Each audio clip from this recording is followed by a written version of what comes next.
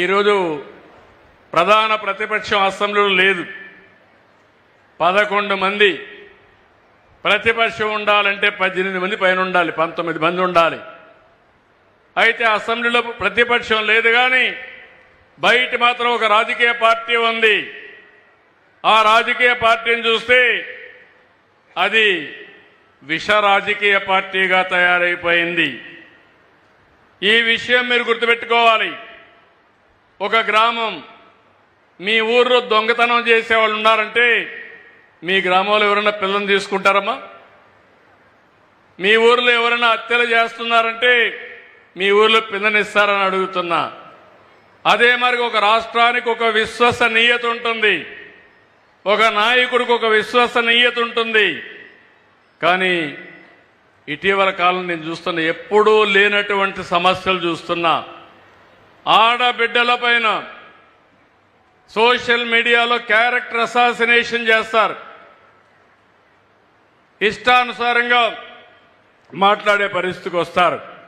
అంటే మామూలుగా మీరు చూస్తే ఫేక్ ప్రచారాలు, రౌడీ రాజకీయాలు, తప్పుడు విధానాలు, ఇవే ప్రచారంగా చేసుకొని ముందుకు పోతున్నారు. నేను ఒక్క విషయం ఈ పెద్దాపురంలో అడుగుతున్నా. 10 సంవత్సరాలు 10 సంఘటనలు మీ దృష్టి తీసుకొస్తున్నా. ఇలాంటి వాళ్ళు ఒక రాజకీయ పార్టీ పెట్టడానికి అర్హత ఉందా? ప్రతి ఒక్క కుటుంబంలో చర్చ జరగాలని చెప్పి కోరుకుంటున్నా. వివేక హత్య, వివేకానంద రెడ్డి ఆ రాజకీయ పార్టీ నాయకుడికి సొంత చిన్నాన్న, తెల్లవారితో చనిపోయాడు. సాక్షి టీవీలో వచ్చింది గుండెపోటు. నేను కూడా నమ్మా. నేను అడుగుతున్నా, నెక్స్ట్ డే చూస్తే నా చేతిలోనే కత్తి పెట్టి నేనే చంపానని చూపించారు, నమ్మించారు. నమ్మిన వాళ్ళు ఓటేశారు. ఆ తర్వాత ఏం జరిగిందో మనమే చూస్తున్నాం. అంటే ఒక తప్పుడు పని చేసి, తప్పుడు ప్రచారం చేసి రాజకీయ లబ్ధి పొందిన వాళ్ళు రాజకీయాలకు అర్హులా అని చెప్పి ఆలోచించండి. ఇది నెంబర్ 1. నెంబర్ 2, విశాఖపట్నంలో కోడికత్తి డ్రామా జ్ఞాపకం ఉందా అని మిమ్మల్ని అడుగుతున్నా. కోడికత్తి డ్రామా ఆడి, ఆ కోడికత్తి మీ జిల్లా వాడి, పొడిచిన వ్యక్తి కూడా ఆ కోడికత్తి డ్రామా ఆడి నేనేదో అతనితో మాట్లాడి నేను చేయించానని చెప్పి మాట్లాడే పరిస్థితికి వచ్చారు. అదొక మిస్టరీగా, అది ఒక డ్రామాగా తయారైపోయింది. 3వది, ఎలక్షన్ల ముందు గులకరాయి డ్రామా. ఎన్నికల సమయంలో గులకరాయి వేయించుకున్నారు, దానిపైన హాస్పిటల్కి పోయి టెస్ట్ చేయించారు. అక్కడ డ్రామా ఆడారు. డ్రామా ఆడి కడాన ఒక అమాయకుడిని చిత్రహింసలు పెట్టే పరిస్థితికి వచ్చారు. ఇక్కడే డయాఫామ్ వాలు, పోలవరం, ఆంధ్రప్రదేశ్కి జీవనాడి. వీళ్ళొచ్చి కాంట్రాక్ట్ను మార్చి, ఇంజనీర్లు మార్చి, గోదావరిలో ఒకసారి 20 లక్షలు, 30 లక్షలు, 40 లక్షలు క్యూసెక్స్ ఆఫ్ వాటర్ వస్తుంది, ఉధృతంగా వస్తుంది. అలాంటిది పైన కట్టవలసిన అప్పర్ కాఫర్ డ్యామ్ కట్టకుండా, పూర్తి చేయకుండా నిర్లక్ష్యం చేస్తే డయాఫామ్ వాల్ కట్టుకోబోయింది. అది కూడా నా వల్ల పోయిందని 5 ఏళ్లు కట్టకుండా వదిలిపెడితే దాన్ని రెక్టిఫై చేసి ఇప్పుడు కట్టుకునే పరిస్థితికి వస్తున్నాం. అంటే చేసిన తప్పును వేరే వాళ్ళపైన నెట్టడం ధర్మమా అని మిమ్మల్ని అడుగుతున్నా. ఇలాంటి వాళ్ళు రాజకీయాలకు కావాలని మిమ్మల్ని అడుగుతున్నా. ఎన్నికల ముందు మీరందరూ గుర్తుపెట్టుకోండి, మేము ఇంటింటికి పోయి ఆ రోజు ఉన్నటువంటి వాలంటీర్లంతా ప్రచారం చేస్తా ఉంటే వాలంటీర్లు లేకుండా పింఛన్లు ఇమ్మన్నాం. పింఛన్లు ఇమ్మంటే మే నెలలో పింఛన్లు ఇవ్వకుండా ముసలి వాళ్ళని తీసుకుపోయి అటు ఇటు తిప్పి ఒక 15 మందిని చంపేసి, ఆ 15 మందిని నేను చంపేశానని నా మీద నెపవేశాడు. అవునా కాదా అని మిమ్మల్ని అడుగుతున్నా. ఇలాంటి దుర్మార్గులు మనకు అవసరమా అని మిమ్మల్ని అడుగుతున్నా. ఈరోజు నేను అడుగుతున్నా, వాలంటీర్లు లేరు, ఒక రోజులో మీకు పింఛన్ ఇస్తున్నామా లేదా అని మిమ్మల్ని అడుగుతున్నా. 3 గంటల్లో ఇస్తున్నా, అవునా కాదా?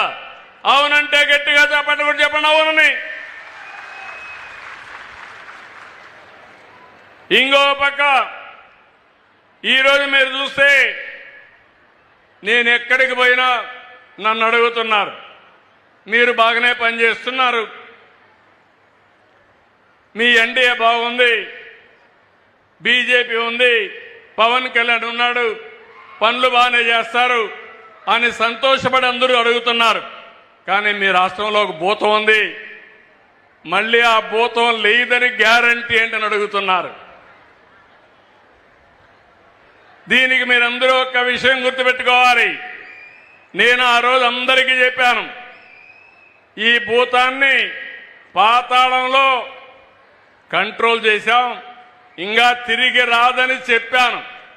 కానీ ఇక్కడ చూస్తే అరుంధతి సినిమా చూశారా మీరు? జ్ఞాపకం ఉందా మీకు? జ్ఞాపకం ఉంటే చేలు పైకెత్తండి.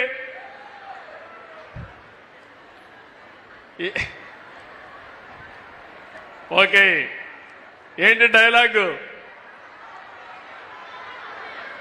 నిన్ను వదల,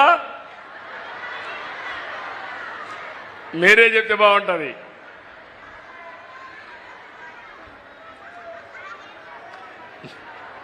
ఏదమ్మా? నువ్వే చెప్పమ్మా. నిన్ను వదల బొమ్మాలి, నిన్ను వదల బొమ్మాలి, మరలా వస్తాను బొమ్మాలి. మీరు విన్నారా? ఏమ్మా?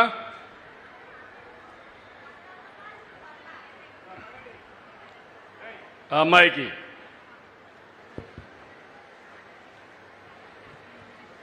వదలా బొమ్మాలి, నిన్ను వదలా. Okay, that is good. నిన్ను వదల బొమ్మాళి వదల, నిన్ను వదలనంటా ఉంది. అలాంటి అరుంధతిలో భూతమ్మ మళ్ళీ మీరు చూస్తే ఈ భూతం మళ్ళా పైకి వస్తా ఉంది. మొన్న సింగయ్య మీరు చూసుంటారు, నేనే సీఎం, కార్ డ్రైవర్ కూడా గవర్నమెంట్ డ్రైవరే, పోలీసు కూడా సెక్యూరిటీ అంతా పోలీసులంతా గవర్నమెంట్ వాళ్లే. అందరూ వెళ్ళారు. వెళితే వీళ్ళ ఇష్ట ప్రకారం తొక్కించుకుంటూ పోతే ఒక అతను వాళ్ళ కార్యకర్తే కారు కింద పడ్డాడు. కారు కింద పడితే మీరేం చేస్తారని అడుగుతున్నా మిమ్మల్ని. ముందు కాపాడతారా లేదా అని మిమ్మల్ని అడుగుతున్నా. తీసి పొదల్లో బారేశారు. ఆ మనిషి చావు బతుకుల్లో ఉంటే అంబులెన్స్ వచ్చి తీసుకుపోతే అక్కడ వీడియో ఏమీ లేకుండా చేసి కడాన అతను చనిపోయిన తర్వాత ఆ వీడియో బయట వస్తే ఆ వీడియో బయట వచ్చిన తర్వాత ఆయన భార్యను పిలిపించి బెదిరించి ప్రలోభ పెట్టి అంబులెన్స్ వాళ్ళు చంపేశారని చెప్పి అంటారు.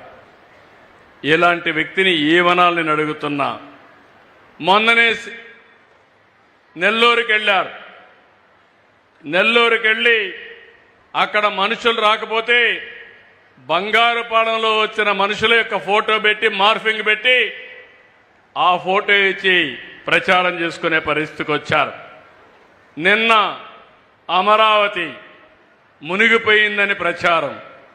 మొన్నటి వరకు అమరావతికి డబ్బు ఇవ్వద్దని అందరికీ లెటర్లు పెట్టి ఇది అమరావతిలో జరుగుతుంది, గవర్నమెంట్ ఆఫ్ ఇండియా 15,000 కోట్ల రూపాయలు డబ్బులు శాంక్షన్ చేస్తే నిధులు లేకుండా అడ్డం పడ్డారు.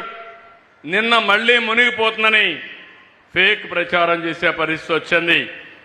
నేను ఒకటే చెప్తున్నా, అమరావతి మునగలేదు, మునిగిపోయింది మీ పార్టీ. భవిష్యత్తులో పైకి రాకుండా భూస్థాపితం కాబోయేది మీ పార్టీ గాని అమరావతి కాదు. అమరావతి ప్రపంచంలోనే ఒక బ్రహ్మాండమైన నగరంగా తయారవుతుంది, తయారు చేస్తాం. ఒకప్పుడు హైదరాబాద్ నేనే కట్టాను, చేశాను, డెవలప్మెంట్ చేశాను. ఈరోజు most livable city, highest per capital ఇన్కమ్కి చిరునామా హైదరాబాద్. తెలుగు వారికి ఒక రాష్ట్రం ఉండడం గర్వకారణం. మళ్ళీ హామీ ఇస్తున్నా, ఆ రోజు ఒక రాష్ట్రం, ఈరోజు విశాఖపట్నం అమరావతి, తిరుపతి 3 బ్రహ్మాండమైన సిటీలుగా తయారు చేసే బాధ్యత మనకుంది. ఆ శక్తి సామర్థ్యంతో ముందుకు